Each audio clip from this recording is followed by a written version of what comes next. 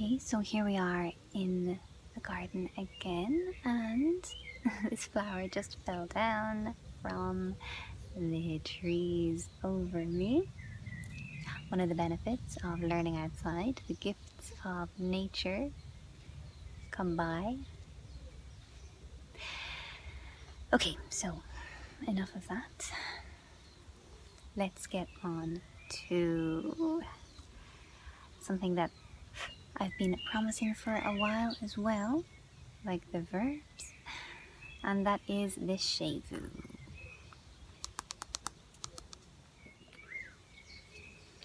Okay, so let's just move a little bit over here. I think that's a little bit more comfortable. Okay, now, as you know, I sent you an email with this sheet. So it might look a bit confusing, as most things with Irish do at the beginning, but I'll explain it. We'll go through these one by one. I know it looks like a lot to learn, but you will, like I say with everything, you will get used to it as you hear the sounds repeated again and again. Okay, so before we look at the chart, I'm just going to read the part on the bottom, which actually explains what a séimhiú is. So let's read it together. Séimhiú, I'll just read it directly to you. Séimhiú softens the sound of a letter in Irish. This is shown in the old script by putting a dot over the letter, and in the new script by writing a H after it. Okay, so the old script is called sean clo. You can see it there. We're going to go into this in more depth on another day. We're going to devote a whole class to old letters and things like that. But as you can see, it has just in that word sean clo, there were no H's. They just put a dot above the C to show the séimhiú would go there. Note that D, S and T sometimes do not get séimhiú when they come after an N. Also, some of the sounds depend on whether they are broad, which means next to an A, O or U, or slender, which is an E or an I, next to an E or an I. We're going to get onto broad and slender vowels again later as well, if we have time. Okay, so let's take a look at the letter here. First we have the letter, well, now it's written as BH. In the past it was written like this. And we have two examples here, on van, and bhuel.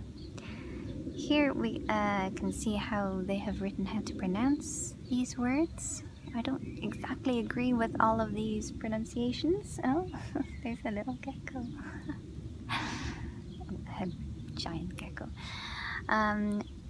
But I'll write them out for you anyway. So we can see there are two pronunciations for BH, v and w, on van, the woman, and well, which means well.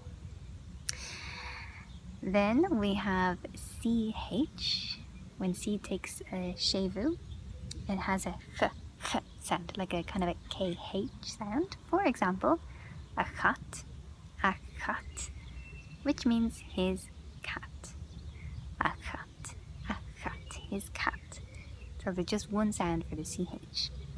Next we have the DH.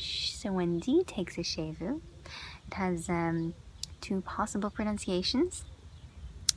Like one is ghwitch, like a g sound, GH sound, and the other is a Y sound. For example, in these two words, ghwitch, which means like you, like in the term dhíol ghwitch, hello. So for you or to you, and yeel, which is the past of sell, sold, yeel. So or yeel are the two sounds for the DH. Next we have FH. So when F takes a séimhiú, you just see it there in the sean clo, it just becomes silent. So for example, in this question, yayl shee means did she return? Yeel she. So the F and the H, just like they cancel each other out, and we just use the vowel, which is I here in this case. And then we have GH, and as you can imagine, it has a th sound, but also a y sound as well. For example, ghwitch, ghwitch, which is the past of steal, so stole, ghwitch, and yayl, yayl, surrendered, past of surrendered. So a GH sound or a Y sound. Then we have MH, you can see here in the Caol, and this also has two pronunciations. We can say bhuel. For example, that means without delay, and here the MH has a W sound, bhuel, bhuel. But in other MH words, when the M takes a séimhiú, it has a V sound, V sound. For example, aver means his finger, aver, his finger. Okay, we'll just let you look at this for a moment in case I'm going too fast, but don't worry, everything will be written down afterwards. So we just got 3 more to do. Next we have PH, which turns into an F sound. So for example here, if we're addressing Paul, Paul is Pole. When we translate it to Irish, it's Pole. But when we address someone, we need a séimhiú. Sometimes another word as well in there, like in this case, a phóil, phóil. So we actually add in another I because it would be P-O father L, but then we add in a séimhiú, oh, we also added an I. So a phóil, a phóil. PH turns into F. I think that's easy to remember because in English we have a lot of PH is F sounds, like pharmacy, for example. Then the next one, SH. SH turns into a H sound. For example, heal me, I thought. Heal me, heal me. So it's like the S becomes completely silent and the H just takes over. Then finally, TH. Once again, it's kind of like the T disappears, becomes silent, the H takes over. Ghéill. Caol, his will. Caol means will. You will often hear it in like leathan, like please with your will, if you will. Leathan. Okay, so I hope all of that wasn't too confusing. As I said, I will write it out for you. And the reasons we use the séimhiú, which I should have mentioned at the beginning, you can see there are a few. We use it to talk about possession when we're addressing someone, for many different reasons, and I'll just I'll include that in the written notes as well.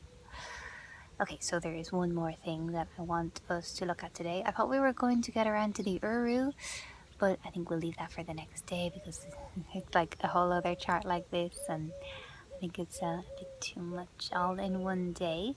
So in the next class we'll do the uru and also other changes at the start of a word as well, because there are more. The uru is like that word, or sorry, that letter that goes before the word, changing the sound of the word. So it's different from the séimhiú. The séimhiú is always the second letter, the H in second place, and then the uru is at the beginning. But they're similar because they change the sound of the word. Anyway, no urus today, so let's move on to something rather simple, and that is what I mentioned the other day, the rule, the spelling rule. I know it sounds boring, but it's actually going to be really helpful for you, especially when you start conjugating verbs in the past, present, and future. And that is the rule caol le caol, agus leathan le leathan. And caol le caol. Caol is slender or thin. Le is width, as you might remember from before. So caol le caol, slender with slender. Agus and leathan le leathan, and wide or broad with broad. And will all make more sense now. I have this document here. I can send it to you as well if you wish. We're not going to read all through it now because there are a lot of examples and I don't want to take up too much time on this. I'll just read from it here. The golden rule for spelling in Irish is quail le quail, agus leathan le leathan, slender with slender, and broad with broad. The broad vowels, as you can imagine, are like physically wide, but also they have a broad sound, and that is A, O, and U. A, O, U. And the slender vowels are the other two, I and E. Thinner. Well, E is quite fat physically, but it has a thin kind of sound. So this rule means that the vowels on either side of a consonant or a few consonants together have to agree with each other. So if they're thin on one side, if the last vowel before the consonant or consonants on one side is thin or slender, the other ones on the other side have to be the same. It has to be like a mirror image. Like the consonant is the mirror and the vowels on either side have to have the appropriate reflection. We could look at it that way. And this rule is primarily used when you add an ending to a word, for example, when you're conjugating a verb. There are exceptions. I'll just show you here. For example, they're usually short, very common words like anseo and anshin. Here, like anseo, let me see if I can make this a little bigger. Yeah. Get this tree out of the way. Anseo, as you can see, the consonant group in the middle is NS. And at the beginning we have A, which is a broad vowel. But then immediately following on the other side of the consonant mirror, the reflection is E, which is a slender vowel.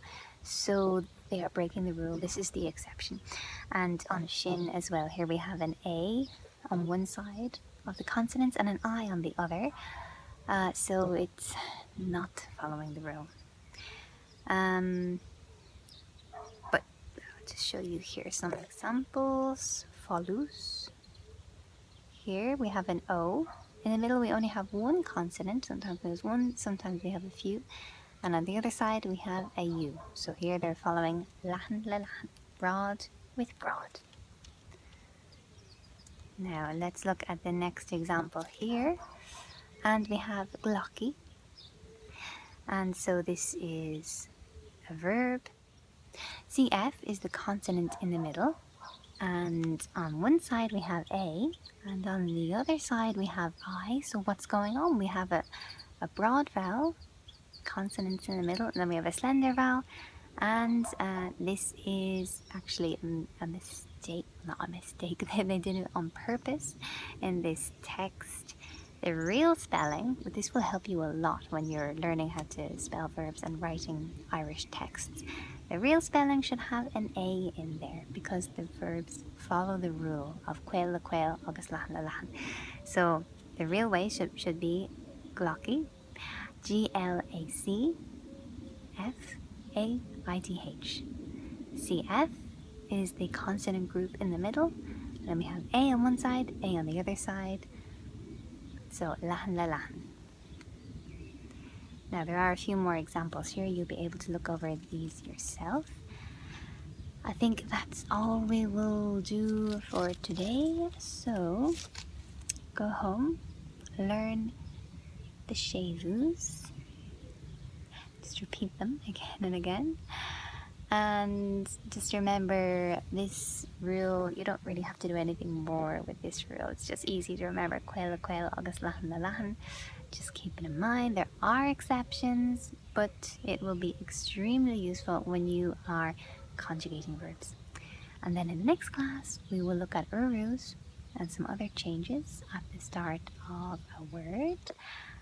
And then we will get on to conjugating verbs, starting with present tense. Okay, let's do a little review of the times when we need to use the séimhiú. After most prefixes, for example, on a bheag, very small, real bheag, too small. fó cupán, saucer. Idir credvach. Interconfessional, very common word. Ilfosa, polygamy. Míchasta, unhappy. The second part of a compound. For example, animuckle, noun.